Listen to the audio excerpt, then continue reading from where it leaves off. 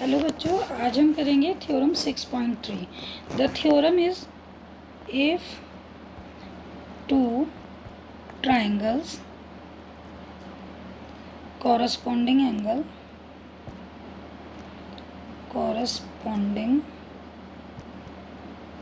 angles are equal, then their corresponding sides are in the same ratio और bracket में इसको करो proportion, and hence the two triangles are similar। देखो बच्चे, theorem क्या कह रही है, अगर दो ट्राइंगल्स के कॉरस्पॉन्डिंग एंगल्स इक्वल हैं तो उनकी कॉरस्पॉन्डिंग साइड्स का रेशियो बराबर होगा और उसके बाद ट्राइंगल्स सिमिलर होंगे। मतलब हमें दोनों ट्राइंगल्स के जो हैं एंगल्स इक्वल दे रखे हैं, लेकिन उनके हमको क्या करने हैं, उनका साइड्स का रेशियो हमको बराबर करना है। तो देखो कैसे, मैं आपको समझाती हूँ। ये आपका सपोज़ ये एक ट्राइंगल है ABC और ये आपका ट्राइंगल है DEF। ये आपका दो ट्राइंगल है और इसमें ये एंगल ए एंगल D के बराबर है, एंगल B एंगल E के बराबर है और एंगल C एंगल F के बराबर है। ठीक है, तो ये हमें गिवन दे रखा है। Given angle A angle D के बराबर है, एंगल B एंगल E के बराबर दे रखा है और एंगल C एंगल F के बराबर हमको दे रखा है। ठीक है बच्चा, हमें प्रूफ क्या करना है, ट्राइंगल ABC सिमिलर है ट्राइंगल DEF के। और इसके साथ साथ एक चीज़ और प्रूफ करनी है कि जो इनकी साइड्स का ratio AB upon DB is equal to AC upon DF is equal to BC upon EF, ये सारा रेशियो भी बराबर होना चाहिए। तो बच्चे इसको ऐसे तो हम बराबर नहीं कर सकते, तो इसके लिए हमें क्या करना पड़ेगा, कंस्ट्रक्शन करना पड़ेगा। तो चलिए हम कंस्ट्रक्शन कर लेते हैं। कंस्ट्रक्शन करेंगे हम, जो आपको ये बड़ा वाला ट्राइंगल है इसमें हम एक लाइन ऐसे पैरेलल डालेंगे और वो किस प्रकार से डालेंगे कि जो AB की लेंथ है वो भी हमारी DP की लेंथ होनी चाहिए। इसको हम नाम देंगे PQ। तो मतलब जो हमारी AB की लेंथ होगी वो हमारी किसकी होगी, DP के बराबर होगी। इस तरीके से हमने ये लाइन डाली है बीच में एक, और AC की जो लाइन होगी वो किसके बराबर होगी, DQ के बराबर होगी। ठीक है बच्चा, तो देखो हम कैसे करेंगे कंस्ट्रक्शन में, ड्रॉ P ऑन DE, मतलब DE पर हमने एक लाइन डाली, एंड Q ऑन DF पर हमने लाइन डाली, सच दैट, वो किस प्रकार से डाली, such that AB is equal to हमारा DP मैंने आपको भी बताया था, और AC is equal to DQ हमारा इस तरीके से होना चाहिए। और हमने क्या करा है, जॉइन PQ, क्योंकि PQ लाइन डाली है, PQ पॉइंट्स लिए थे, तो जॉइन PQ। अच्छा, अब देखो प्रूफ करना स्टार्ट कर रहे हैं। प्रूफ कैसे करेंगे, अब देखना आप ज़रा ध्यान से।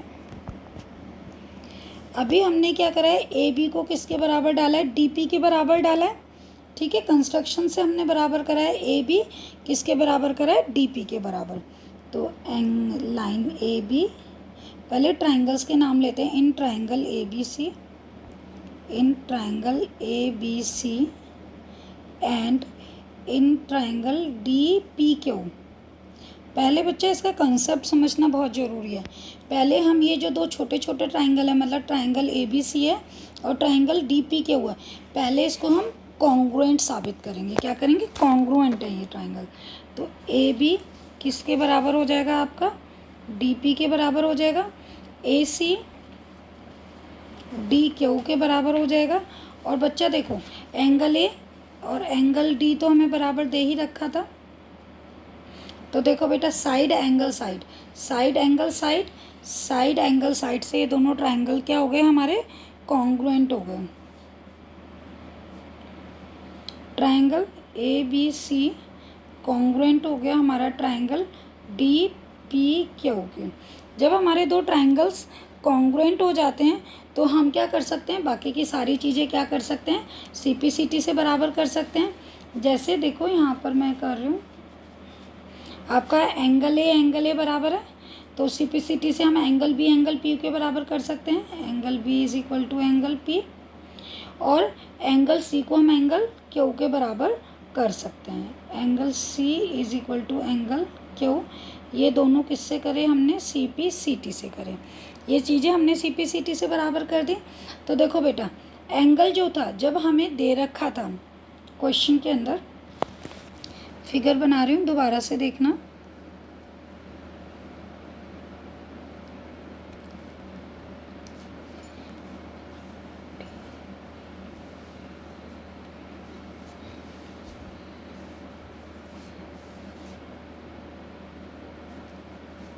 हमें क्वेश्चन के अंदर क्या दे रखा था, एंगल बी एंगल ई के बराबर दे रखा था, और अभी हमने एंगल पी को एंगल ई के बराबर सिद्ध किया है, किससे, सी पी सी टी से।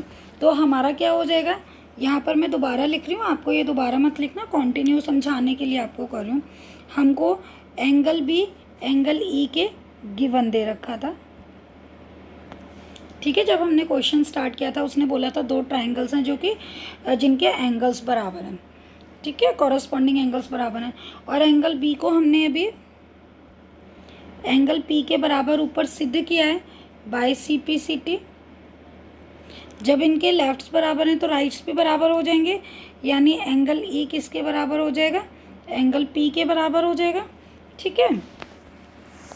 इसी तरीके से आपका जो एंगल एफ होगा, जो एंगल सी होगा वो एंगल क्यू के भी बराबर हो जाएगा, यानी एंगल एफ और एंगल क्यू बराबर हो जाएंगे।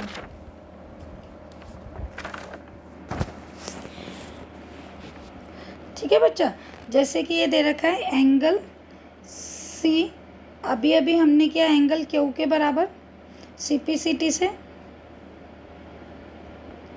और अब हमको गिवन था angle C is equal to angle F. तो बच्चा इनका भी हमारा क्या हो जाएगा, ये भी क्या हो जाएंगे हमारे इक्वल, क्योंकि इनके अगर ये लेफ्ट्स बराबर हैं तो राइट्स भी बराबर हो जाएंगे, तो angle Q is equal to angle F हो जाएगा, ठीक है। अब देखो 4 lines P Q and E F with transversal P E, अगर हम लाइन लेते हैं पी क्यू और ई एफ, लिखते हैं इसको 4 lines P Q and E F with transversal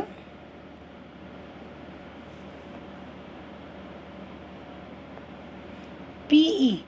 देखो बेटा हमारी दो लाइन पैरेलल होती हैं और ये ट्रांसवर्सल लाइन होती है, तो ये लाइन भी हमारी पैरेलल है, अगर इसको हम आगे आगे बढ़ाते तो ये भी ट्रांसवर्सल हो जाएगी।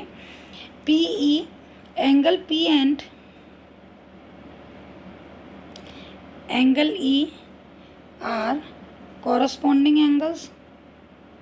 देखो कैसे होंगे, आपका ये एंगल है और ये वाला एंगल, ये दोनों कॉरस्पॉन्डिंग होते हैं ना, तो ये वाला एंगल और ये वाला एंगल कॉरस्पॉन्डिंग एंगल होकर भी बराबर हो सकते हैं, कॉरस्पॉन्डिंग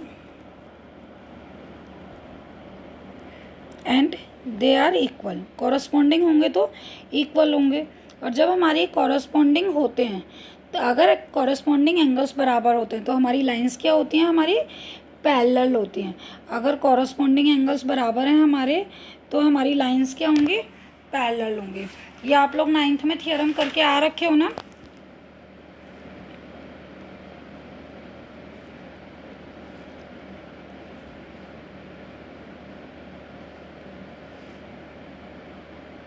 यानी हमारा एंगल पी एंगल ई के बराबर हो गया, और अगर मैंने डी ई को एक ट्रांसवर्सल लाइन माना तो पी क्यू क्या हो गई, पैरेलल हो गई। तो पी क्यू किसके पैरेलल हो गई, ई एफ के पैरेलल हो गई। अब बच्चा ये तो हो गया हमारा। अब in triangle D E F, अगर हम पूरे बड़े वाले ट्राइंगल में देखें, क्योंकि हमें साइड्स का रेशियो बराबर लाना है, in triangle D E F, P Q parallel है ई एफ के। जब लाइंस पैरेलल होती हैं तो बीपीटी थ्योरम क्या कहती है, साइड्स का रेशियो क्या होगा, साइड्स रेशियो में होंगी। तो D P upon P E is equal to D Q upon Q F, ये हो जाएगा बच्चे क्यू एफ। अगर मैं इसका रेसिप्रोकल करती हूँ तो ये क्या हो जाएगा, पी ई अपॉन में D P is equal to Q F upon में डी क्यू। ठीक है बेटा। अब देखो बच्चे, ये हो गया हमारा यहाँ पर। अगर एक ना आपका उसमें दे रखा है आपके एनसीईआरटी बुक में भी, और ये बीपीटी का कोलरी होता है कि हमने जो ये लिखा है, क्या लिखा है, D Q upon Q F लिखते हैं। तो इसको हम खाली ऐसे भी लिख सकते हैं कि डी क्यू अपॉन में डी एफ भी लिख सकते हैं। और जो आपका डी पी अपॉन में डी ई भी लिख सकते हैं, मतलब आधे के अपॉन में हम पूरी लाइन भी लिख सकते हैं। वो कैसे लिख सकते हैं वो मैं यहाँ पर आपको समझा रही हूँ कैसे लिख सकते हैं उसको। अगर एक कॉलरी है, चाहो तो आप डायरेक्टली लिख सकते हो, अदरवाइज इन दोनों साइड्स में +1 करके भी हम लिख सकते हैं। तो देखो यही वैल्यू आ जाएंगी, add 1 and 2, add 1 both sides.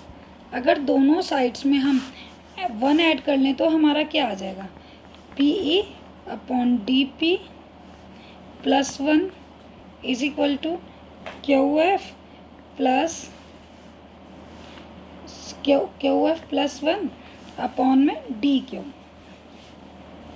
अब देखो डीपी में +1 करेंगे तो इसके नीचे कुछ नहीं है तो 1 लगाया, इसके नीचे 1 लगाया, पीछे हम क्वेश्चन कर चुके हैं। तो ये तो डीपी से अगर एलसीएम लिया तो डीपी से डीपी कैंसिल आउट हो गया, तो आपका क्या आ जाएगा, पीई आ जाएगा। और यहाँ पर क्या आ जाएगा, 1 से डीपी को डिवाइड किया डीपी, तो यहाँ पर डीपी। अब बेटा देखो डीपी और पीई तुम्हारा क्या बनेगा, डीई बनेगा, जो कि मैंने आपको ऐसे ही समझाया कि हम डायरेक्ट भी लिख सकते हैं इस चीज़ को। तो देखो बच्चे, तो ये हो जाएगा आपका डीई अपॉन डीपी। ठीक है। और इधर अगर हम देखें, इधर हमारा क्या बनेगा, डी क्यू अगर हमने एलसीएम में लिया तो डी क्यू से डी क्यू कट गया, तो ये आ गया आपका Q F plus D Q. अब देखो बेटा, D Q plus Q F, D Q plus Q F क्या बना आपका, डी एफ बन रहा है, डी एफ और आपका डी क्यू। ठीक है। अब देखना बस लास्ट स्टेप रहता है इसका। अब बेटा डीई और डीपी, डीई अपॉन डीपी, और जो ये डीपी है वो हमने किसके बराबर करा है, ए बी के बराबर करा है।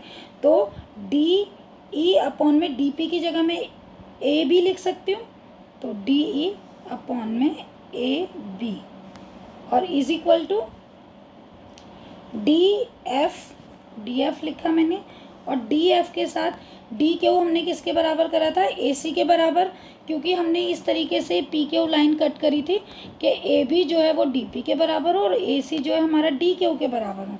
तो हम क्या लिख सकते हैं यहाँ पर, ए सी। हमें साइड्स का रेशियो चाहिए था तो साइड्स का रेशियो आ गया। लेकिन बेटा ये अभी 2 ट्राइंगल्स का मतलब हमारी अभी 2 साइड्स का रेशियो आया है। अगर तीसरी साइड्स का रेशियो लेना हो तो देखो बच्चा मैं यहीं पर समझा रही हूँ। ये जो मैंने ये ट्राइंगल डाला है, सॉरी ये जो ट्राइंगल डाला है इसमें लाइन ऐसे डाली है। अगर ये 2 ट्राइंगल में लाइन में इस तरीके से डालूं तो इन साइड्स का रेशियो आ जाएगा। तो हमें फिर से दोबारा से पूरी थ्योरम करनी पड़ेगी, इसलिए हम पूरी थ्योरम ना करके सिमिलरली लिख देते हैं। Similarly A B D E is equal to B C E F के बराबर है। जो इससे ऊपर वाला पॉइंट था वो 3rd था और ये पॉइंट 4th हो गया। जो आपका 3rd पॉइंट था उसमें आपका क्या आपने बराबर किया, बस ए बी, मैंने पीछे पॉइंट्स नहीं दिए तो मैं इसको फर्स्ट पॉइंट ही दूंगी, A B upon D E और इज इक्वल टू आपका A C upon D F आया था। ठीक है। तो ये आपका फर्स्ट पॉइंट आ गया। अब आपका सेकेंड पॉइंट ये आ गया। तो फ्रॉम फर्स्ट एंड सेकेंड आपका क्या हो जाएगा, A B D E A C D F is equal to B C E F के बराबर हो जाएगा। ठीक है बेटा, सारी साइड्स का हमारा क्या हो गया, रेशियो बराबर हो गया। तो उसने क्या कहा था कि अगर साइड्स का रेशियो बराबर, आप साइड्स का रेशियो बराबर कीजिए। यहाँ पर जो ये एक पॉइंट है ना, इसको मैं एक बार और एक्सप्लेन करना चाहूँगी। देखो बेटा, ये दो ट्राइंगल्स लिए थे हमने, इसमें हमने पी क्यू इस तरीके से डाली थी। ये हमने हमारा DEF था, ये हमारा PQ था। अगर इसी ट्राइंगल में मैं जो लाइन पैरेलल है PQ, वो मैं इस तरीके से डालूं तो इन साइड्स का रेशियो आ जाएगा, इन साइड्स का रेशियो आ जाएगा, जिससे हमारा BC और EF आ जाएगा। ठीक है बच्चे, तो हमें यही बताना था। अब दोनों ट्राइंगल्स अगर हमें सिमिलर करने तो कैसे करेंगे? देखो, ये हो गया ABC, ये हो गया DEF। तो अगर हमारा AB और ये आपका DE, तो हमारा है AB और DE है। दूसरा AC और DF, तो AC और DF है। और एंगल A और ये इसने बराबर दे रखा था, तो हो गया हमारा साइड एंगल साइड से सिमिलर, ट्राइंगल सिमिलर। तो देखो यहाँ पे क्या करेंगे, AB upon DE, AC upon DF in triangle ABC and DEF। पूरा बड़ा वाला ट्राइंगल लेना है, ये देखो। और angle A is equal to angle D। ठीक है, तो ट्राइंगल हमारे क्या हो गए, ABC सिमिलर हो गए DEF के, और उनका रेशियो भी बराबर हो गया। Hence proved. थोड़ी बड़ी थ्योरम है, थोड़ा ध्यान से कीजिएगा। इसमें करना क्या है, जो हमें ट्राइंगल्स दे रखे हैं, जो दो ट्राइंगल दे रखे हैं और उसके एंगल बराबर दे रखे हैं, पहले वो लिखना है। फिर AB के इक्वल हमें ये लाइन डालनी है, AC के इक्वल हमें Q लाइन डालनी है। उसके बाद इन दोनों ट्राइंगल्स को हमको सिमिलर करना है। उसके बाद में इनका रेशियो निकाल करके उसका रेसिप्रोकल करना है, फिर +1 करना है, देन ये थ्योरम सॉल्व हो जाएगी। अगर आपको वीडियो अच्छी लगी तो please like, share and subscribe. Thank you.